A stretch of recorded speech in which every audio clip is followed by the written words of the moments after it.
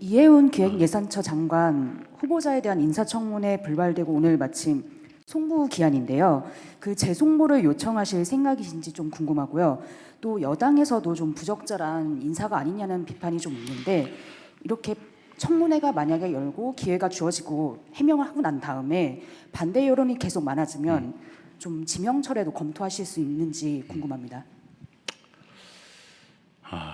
이 질문을 왜 안 하시나 했어요.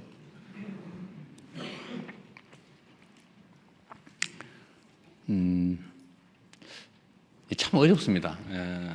제가 지금 어려운 일이 두 가지인데, 좀 이따 얘기하시겠지만, 검찰 개혁에 관한 논란, 또 소위 탕평 인사에 관한 이해운 지명자에 관한 문제, 이거 정말 어려운 주제 중에 하나입니다. 직설적으로 얘기를 하면 이해훈 지명자에 대해서 어떻게 할지는 아직 결정은 못했어요. 근데 아쉬운 거는 본인의 이야기를 공개적으로 들어볼 기회를 갖고 그 청문 과정을 본 우리 국민들의 좀 판단을 제가 들어보고 좀 그렇게 판단하고 싶었는데, 결정하고 싶었는데, 그 기회마저 봉쇄돼서 본인도 아쉽겠지만 저도 참 아쉽습니다. 문제가 있어 보이긴 해요. 그리고 우리 국민들께서도 문제 의식을 가지시는 부분도 있습니다. 그리고 저로서도 아쉽기도 하죠. 그러나 그에 대해서 본인의 해명도 또 들어봐야 되는 거 아닌가요? 그게 공정하죠. 그리고 저는 이제 재판을 많이 참여하면서 평생 살아온 사람이라 우리 의뢰인 쪽 얘기를 제가 잘 정리를 해가지고 이제 판사를 설득하는 일을 평생을 해왔잖아요. 직업으로. 이 원고 측 유능한 대리인이 써놓은 걸 읽어보면요, 100% 그 사람 말이 맞아요. 그런데 피고 측이 써놓은, 유능한 변호사가 써놓은 주장을 잘 읽어보면 100% 맞아요. 그래서 두 사람 얘기를 다 들어보면 판단이 좀 서요. 양쌍방의 얘기를. 그래서 재판제도가 원래 공격 방어가 중요해요. 그래서 한쪽 얘기만 듣고 판단하는 거는 그리 바람직하지 않더라. 저는 하도 저 자신에 관한 이야기, 왜곡된 가짜를 많이 들어봐서 제가 그런 신념이 생겼어요. 사람의 말을 듣고 판단하지 않는다. 제가 아주 가까운 사람의 얘기를 잘 안 믿어요. 근거가 뭔데? 이쪽 입장은 뭔데? 자꾸 물어보죠. 그래서 제가 레드팀 이런 거 좋아해요. 반대쪽 얘기를 꼭 들어보려고 그래요. 근데 한쪽 얘기는 위험하거든요. 그거 잘 안 믿어져요. 그래서 좀 아쉽다. 지금 할 수 있으면 지금이라도 좀 해줬으면 좋겠는데 좀 어떨지 모르겠어요. 쉽지 않겠죠? 좀 시간을 두고 판단하겠습니다.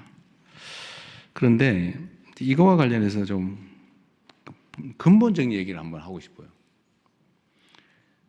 청와대의 검증에 문제가 있는 거 아니냐는 지적도 아마 하실 것 같아요. 문제가 있죠, 결론적으로. 부족하죠. 근데 그분이 진짜인지 아닌지 좀 가려봐야 되겠지만, 보좌관한테 갑질을 했는지 안 했는지 우리가 어떻게 합니까? 그 어디에 써놓은 게 있으면 모르겠는데, 어디 기사라도 났으면 모르겠는데. 그리고 유능하다는 한 분이라고 판단이 되고, 그리고 그쪽 진영에서 공천을 무려 5번을 받아가지고 3번씩이나 국회의원에 당선됐고, 아무런 문제가 제기되지 않았던 분이잖아요. 근데 자기들끼리만 알고 있는 그 정보를 가지고 마치 대부에서 나오는 배신자 처단하듯이, 그래 우리는 모르던 걸 막 공개를 해가면서 이렇게 공격을 하면 흠잡힐 일을 한 당사자의 잘못이기도 하겠지만 우리로서는 알기 어렵죠. 이게 정치인가, 현실인가 하는 생각도 들긴 합니다. 그리고 또 반대쪽도 있어요. 아니 우리가 어떻게 만든 정권인데 그 중요한 자리를 왜 상대방한테 주는 거야? 섭섭해. 지지 처리할 거야. 이런 분도 계시죠. 그럼 이해가 되죠. 지금까지 그랬으니까. 그런데 대통령은 아마 노무현 대통령께서도 겪었던 참 큰 고민이고 어려움이었던 것 같아요. 제가 그렇게 하겠다는 건 아닌데, 대통령은 당선될 때까지는 한쪽 진영의 대표인 게 분명한데, 당선된 순간부터는 전체를 대표해야 된다. 이게 저희 확고한 생각이에요. 그러나 출신이나 그러니까 이를 대표하던 진영, 또 그 진영의 가치, 지향, 신념 이런 건 변하지 않죠. 예를 들면 칼 쓰는 민족, 종족하고 활 쓰는 종족이 싸워서 칼 쓰는 종족이 이겼다고 해도 모두가 칼만 써 이렇게 할 수는 없잖아요. 필요하면 활도 쓰고 칼도 쓰고 창도 쓰고 그러는 거죠. 그래서 이 기본을 잃지 않되 모두가 함께 갈 수 있는 길을 최대한 찾아보자. 제가 강요 임명이나 우리 청와대 참모들을 꾸리는데 압도적 다수는 우리의 생각과 가치, 지향을 함께하는 같은 색깔의 같은 진영의 사람이잖아요. 근데 그렇게만 하면 어떡해요?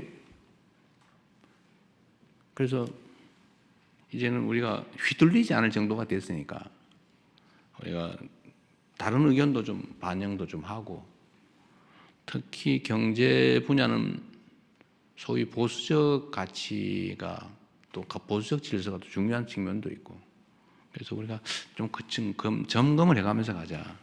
그리고 다양한 사람들의 목소리도 좀 듣자. 그리고 통합이라고 말만 하는데 실제로 좀 기회를 같이 조금이라도 나누어서 함께 하자. 그래서 한번 시도해 본 건데, 이제 물론 소수가 있죠. 다른 장관도 계시고, 다른 위원장도 계시고, 참모들도 있고 하긴 한데, 이번 이혜훈 장관 지명자 문제는 이렇게 극렬하게 저항에 부딪힐 줄은 몰랐습니다. 이 정도일 줄은 몰랐어요.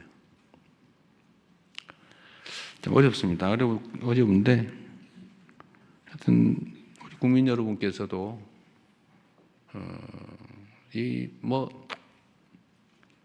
이해해 주시라는 말씀을 드리기는 어려운데, 이런 필요성이 있다는 점에 대해서 일부 용인은 해 주시길 바랍니다.